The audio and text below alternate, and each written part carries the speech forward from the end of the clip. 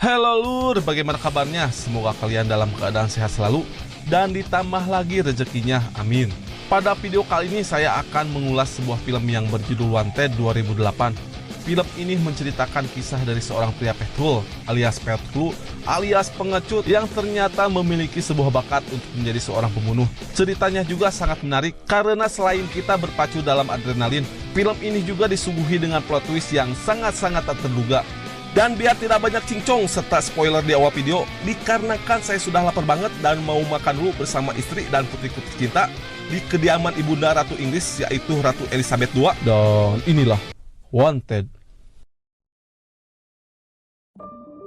Kisah diawali dengan diperlihatkan pada waktu 1000 tahun yang lalu. Terdapat sebuah komunitas pembunuh rahasia. Mereka melakukan eksekusi secara diam-diam untuk menyelesaikan kekacauan di dunia. Mereka adalah Fraternity. Scene berpindah ke masa sekarang. Kita diperlihatkan ke sebuah kantor di kota Chicago. Seorang pria bernama Wesley, ini parasnya, dan beberapa karyawan yang sedang merayakan ulang tahun bos mereka yang bernama Janice. Ini parasnya. Wesley adalah seorang karyawan di kantor itu. Wesley memiliki seorang ayah yang meninggalkannya ketika dia masih berusia 7 hari. Wesley juga punya pacar yang selingkuh dengan teman kantornya bernama Barry. Wesley sebenarnya mengetahui semua itu, tetapi Wesley terlalu takut untuk bertindak. Scene beralih ke tempat lain. Seorang pria bernama Mr. X masuk ke dalam sebuah gedung untuk menyelidiki sebuah peluru. Saat wanita itu sedang memeriksa peluru tersebut, tiba-tiba dia ditembak dari gedung sebelah. Mr. X kemudian berlari secara cepat dan melompat keluar gedung. Saat berada di udara, Mr. X berhasil menghabisi 3 orang dan hanya menyisakan 1 orang terakhir. Belum sempat menembak, Mr. X sudah terjatuh. Secara mengejutkan, Mr. X tiba-tiba sudah ada di belakang pria itu. Mr. X lalu ditelepon oleh seorang pria bernama Cross. Cross berkata jika Fraternity sudah melanggar kode etik yang sudah berlaku selama ribuan tahun. Namun Mr. X tidak percaya. Mr. X menantang Cross untuk menghadapinya secara langsung. Dan dia berkata agar dia tidak mengirimi domba-domba untuk membunuh serigala. Cross pun menjelaskan barusan itu hanyalah sebuah umpan. Lalu tiba-tiba... Dan ya, sebuah peluru menembus babatok Mr. X. Lanjut. Di keesokan harinya, di sebuah kontrakan kecil yang berada di sebelah rel kereta api, Wesley tinggal bersama dengan pacarnya. Wesley yang baru terbangun langsung siap-siap untuk berangkat ke kantor. Setibanya di kantor, Wesley dimarahi oleh Janice karena dia belum menyelesaikan pekerjaannya. Lalu Wesley yang merasa tertekan itu mampu melihat keadaan di sekelilingnya terlihat berjalan dengan sangat lambat. Ketika sedang berada di Indomaret untuk membeli obat yang biasa dia minum, Wesley terus diperhatikan oleh seorang pria. Ternyata itu adalah Cross. Ini wajahnya. Lalu seorang wanita tiba-tiba muncul di hadapan Wesley. Dia adalah mantan saya yang bernama Fox. Ini parasnya. Fox berkata kalau dia mengenal ayah Wesley. Ayah Wesley adalah seorang pembunuh yang sangat hebat. Belum selesai Fox menjelaskan, Cross tiba-tiba menembak ke arah mereka. Namun alhamdulillah Fox berhasil menepis peluru itu. Wesley yang ketakutan langsung berlari keluar dari Indomaret, namun Cross terus mengejarnya. Saat Cross hampir mendapatkan Wesley, Fox tiba-tiba muncul dan memasukkannya ke dalam mobil. Cross terus mengejar mereka. Wesley pun kebingungan dengan apa yang sebenarnya terjadi. Fox kemudian memecahkan kaca depan mobil, lalu menembaki Cross.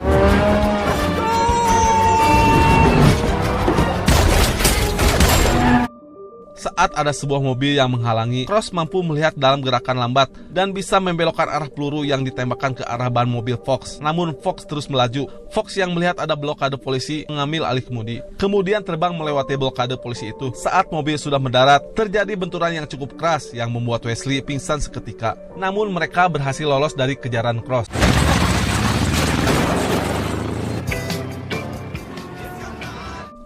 Setelah tersadar, Wesley yang sudah berada di sebuah gudang. Di sana dia bertemu dengan seorang pria bernama Sloan. Ini parasnya. Sloan adalah pemimpin dari kelompok Fraternity. Sloan meminta Wesley untuk menembak sayap lalat dalam hitungan ketiga. Jika tidak, maka dia akan dibunuh.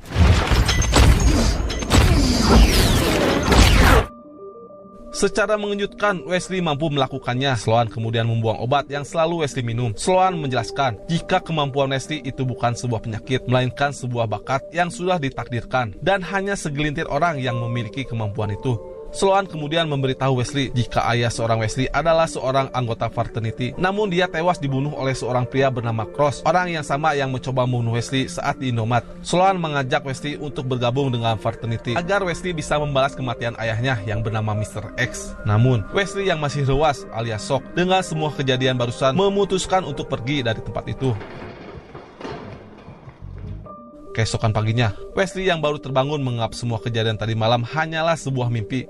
Namun, saat sebuah pistol terjatuh dari saku celananya, Wesley akhirnya menyadari jika kejadian tadi malam bukanlah sebuah mimpi. Wesley kemudian pergi ke kantor seperti biasa, namun kali ini dia terlihat lebih tenang dan lebih percaya diri. Wesley yang mulai percaya diri dengan perkataan Sloan kemudian mulai mencari informasi tentang kematian ayahnya. Di saat yang sama, Janice yang juga melihat berita kematian itu mencaci maki dan menghina Mr. X. Tidak terima ayahnya dihina, Wesley pun akhirnya meluapkan semua amarahnya. Tidak hanya Janice, Wesley juga melampiaskan semua kekesalannya kepada Barry. Shut the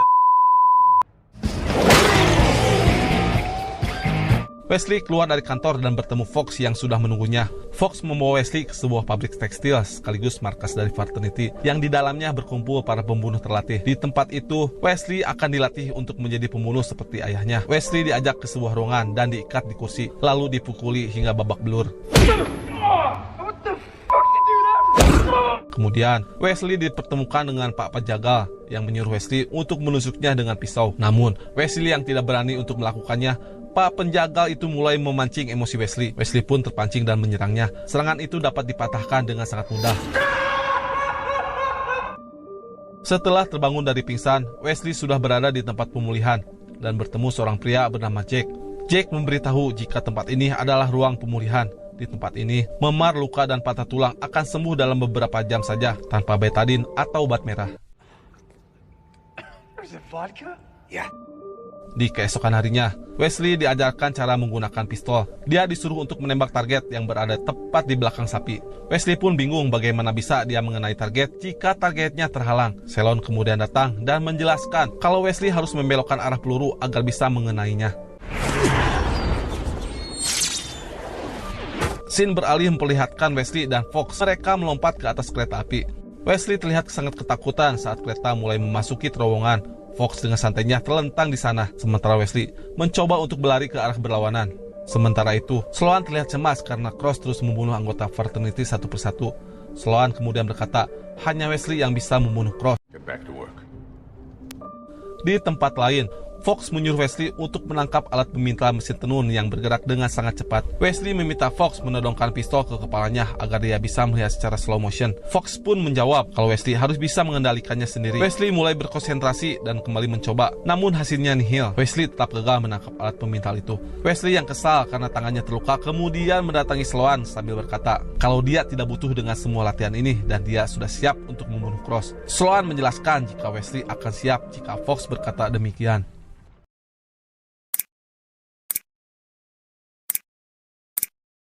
Wesley kemudian memulihkan luka di tangannya di ruang pemulihan. Di sana, Jack menunjukkan sesuatu kepada Wesley, yaitu seekor tikus yang ditempelkan dengan bom waktu. Fox yang juga baru selesai berendam, menyuruh Wesley untuk segera menemuinya. Fox yang kesal karena Wesley yang sudah menyerah, kemudian menghajar Wesley hingga babak belur. Sloan kemudian datang dan mengajak Wesley untuk masuk ke dalam sebuah ruangan milik ayah Wesley ketika dia masih hidup. Wesley yang melihat semua barang milik ayahnya dahulu akhirnya menyadari kalau dia memang sudah ditakdirkan untuk mengikuti jejak ayahnya sebagai anggota fraternity. Sejak saat itu, Wesley sangat bersemangat untuk terus berlatih lebih giat lagi. Satu persatu setiap latihan dan rintangan berhasil ia lewati. Walaupun begitu, Wesley masih belum bisa untuk membelokkan peluru. Fox yang percaya kepada kemampuan Wesley memutuskan untuk mengambil resiko. Dia berdiri menghalangi target sasaran.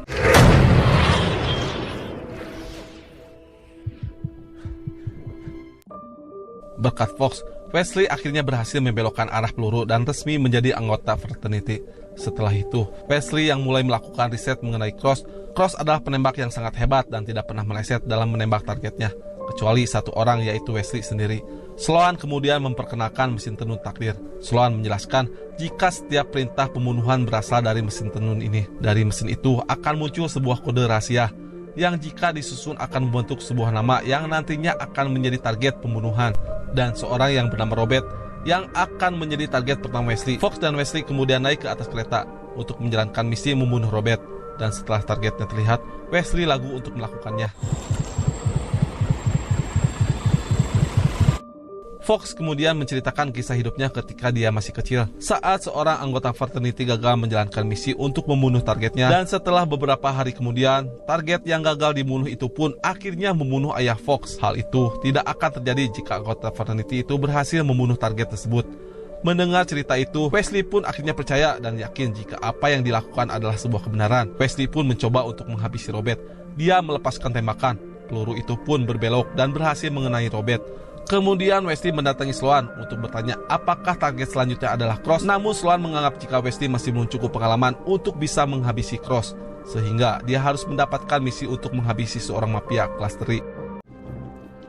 Cross. Not yet.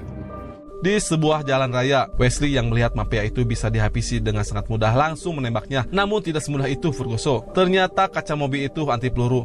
Fox kemudian datang dan mengarahkan kepala mobilnya yang lancip itu menuju ke atas kereta dan ke arah mobil Wesley. Dengan sudut 45 derajat namun tersalah etoge, mobil Wesley terbang melewati mobil mafia itu. Ketika berada di udara, Wesley menembak sang mafia dan mendarat dengan selamat. Anjay, slebeo!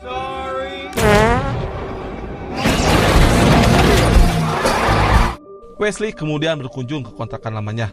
Dan tanpa sepatah kata, Wesley mendobrak pintu itu. Wesley kemudian mengambil pistol ayahnya yang sebelumnya disimpan di toilet. Sementara itu, mantan pacar Wesley terus babacrek alias ngomel-ngomel sambil menghina Wesley. Ia berkata kalau Wesley adalah seorang yang lemah dan tidak ada apa-apanya dibandingkan dengan Barry. Fox yang kesal karena melihat Wesley dihina, kemudian mendatangi Wesley. Lalu tiba-tiba... Dan ya, Fox mencici popok Wesley. Cangcut. Fox kemudian mencari kendaraan yang bisa dicuri, sementara Wesley menunggunya di sana. Beberapa saat kemudian, Wesley tanpa sengaja melihat Cross yang menatapnya di seberang jalan. Wesley yang melihat kesempatan itu langsung mengejar Cross. Saat tiba di sebuah bangunan, Cross yang sudah menghilang, Wesley merasakan ada seorang yang mendekat. Wesley yang mengira itu adalah Cross langsung menembaknya. Ternyata itu adalah Jack. Lalu tiba-tiba Cross menembakkan sebuah peluru yang mengenai lengan Wesley.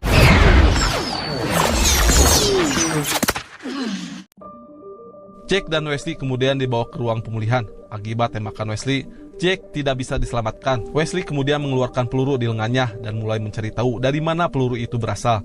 Wesley menemukan jika peluru itu dibuat oleh seorang pria yang bernama Peckworthy yang tinggal di sebuah biara sekaligus tempat pertama kali fraternity dibentuk. Sloan mengatakan itu adalah sebuah jebakan. Namun Wesley yang merasa ini adalah sebuah tantangan dan kesempatan untuk bertemu lalu menghabisi Cross, dia pun meminta izin kepada Sloan untuk mendatangi tempat itu. Sloan yang melihat Wesley yang sangat bersemangat akhirnya mengizinkan Wesley untuk mendatangi Peckworthy sekaligus memberikan Wesley misi untuk membunuh Cross. Saat Wesley meninggalkan tempat itu, secara mengejutkan, Sloan memberikan secari kain tenun kepada Fox yang di dalamnya tertulis nama Wesley. Your next assignment. Wesley kemudian mendatangi Peckworthy. Peckworthy yang melihat Wesley pun berlari kemudian menghilang. Saat Wesley masuk ke dalam sebuah ruangan yang gelap, Peckworthy sudah siap dengan pistol di tangannya. Lalu secara tiba-tiba, Fox sudah ada di belakang Peckworthy. Wesley kemudian menunjukkan peluru di tangannya, kemudian meminta Peckworthy untuk memberitahu keberadaan Cross. Peckworthy menjawab kalau dia bisa mengatur pertemuan Wesley dengan Cross. Can try and arrange a meet. Di sebuah stasiun, Peckworthy dijadikan umpan untuk memancing Cross keluar, sementara Wesley dan Fox mengawasi di balik lemari. Di tengah keramaian, Peckworthy melarikan diri. Wesley dan Fox pun mengejarnya. Di saat itulah, Wesley menyadari Cross berada di gerbong kereta. Wesley kemudian masuk ke dalam kereta. Sementara itu, Fox terus mengejar Peckworthy dan tertinggal di luar. Dan tanpa diduga, Peckworthy ternyata sudah bekerja sama dengan Cross. Peckworthy menelpon Cross dan memberitahu jika Wesley berada sendirian di dalam kereta. He's alone. Wesley yang terus mencari Cross tiba-tiba dikejutkan oleh Cross yang sudah ada di belakangnya. Cross tidak membunuh Wesley, namun seperti ingin mengatakan sesuatu, namun berhasil digagalkan oleh Fox yang sedari tadi mengikuti kereta. Wesley yang melihat ada kesempatan langsung melepaskan tembakan, namun Cross dengan mudah menepis peluru itu. Fox yang melihat terjadi baku tembak kemudian menabrakkan mobilnya ke kereta api itu. Akibat benturan tersebut, kereta itu pun tergelincir dan tergantung di jembatan. Semua orang mencoba menyelamatkan diri, termasuk Wesley.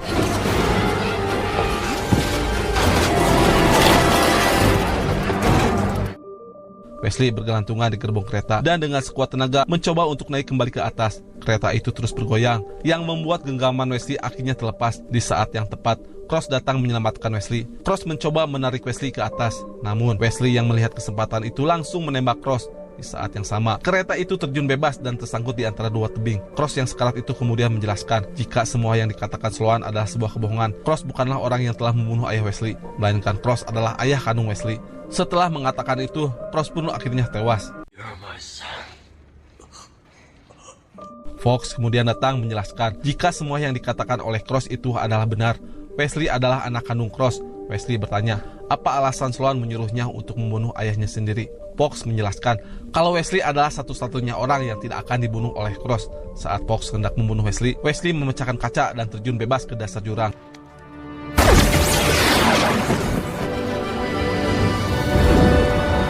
Lanjut, Wesley diselamatkan oleh Pekulski yang membawanya ke apartemen Cross. Yang ternyata selama ini Cross berada sangat dekat dengan Wesley. Di tempat itu Wesley mulai menyesali semuanya. Pekulski kemudian menjelaskan bahwa selama ini Cross tidak pernah mencoba untuk membunuh Wesley, melainkan untuk menyelamatkan Wesley. Nama Cross sendiri sebenarnya tidak pernah muncul di kain tenun, melainkan itu adalah ulah Sloan. Beberapa tahun yang lalu, Sloan membuat targetnya sendiri demi meraup keuntungan. Hal itu diketahui oleh Cross. Cross kemudian memutuskan untuk keluar dari fraternity dan mencuri secari kain. Dan kain itulah yang menjadi alasan untuk Sloan untuk membunuh Cross, karena di dalamnya tertulis nama Sloan. Wesley kemudian membuka lemari dan mengenakan jaket ayahnya. Tanpa disengaja, Wesley melihat sebuah celah yang bercahaya. Dan ketika dibuka, Wesley menemukan rencana Cross yang menarik, yang sudah tersusun dengan sangat rapi untuk menghancurkan fraternity. Wesley yang mengendarai truk menuju ke markas fraternity. Wesley menabrakkan truk itu ke gerbang dan dihujani dengan tembakan. Di dalam mobil, Wesley menekan sebuah tombol dan dari bak mobil keluarlah ribuan tikus dengan bom waktu yang menempel di tubuh tikus-tikus itu. Para tikus itu merayap masuk ke segala penjuru bangunan. Beberapa saat kemudian, ribuan tikus itu pun meledak dan menghancurkan semuanya.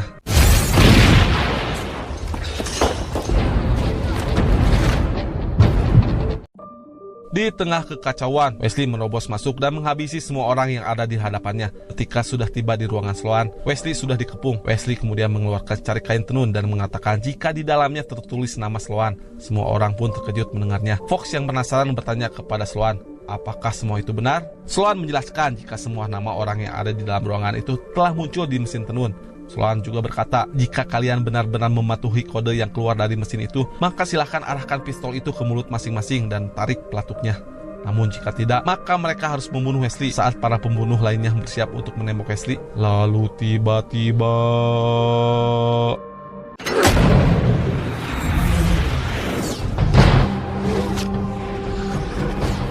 Dan ya, Fox yang percaya dan mematuhi kode mesin tenun memutuskan untuk menembak peluru yang berbelok 360 derajat dan menghabisi semua orang yang ada di ruangan itu, termasuk dirinya. Wesley kemudian berteriak memanggil nama Sloan, namun Sloan sudah menghilang. Wesley keluar dari markas fraternity dan berjalan tanpa arah. Beberapa hari kemudian, Wesley kemudian menjalani kehidupan lamanya dan terus mencari siapakah sebenarnya dirinya. Lalu, secara tiba-tiba, Sloan sudah ada di belakang Wesley. Saat Wesley berbalik, Sloan pun terkejut karena itu bukanlah Wesley. Ternyata itu ada sebuah jebakan. Sloan pun akhirnya tewas. Sementara Wesley akhirnya menemukan jati dirinya sebagai seorang fraternity. Tamat. Terima kasih untuk juragan-juragan yang sudah menonton video ini. Dan jangan lupa subscribe dulu. Dan untuk penutup, hatur nuhun. Tur permios.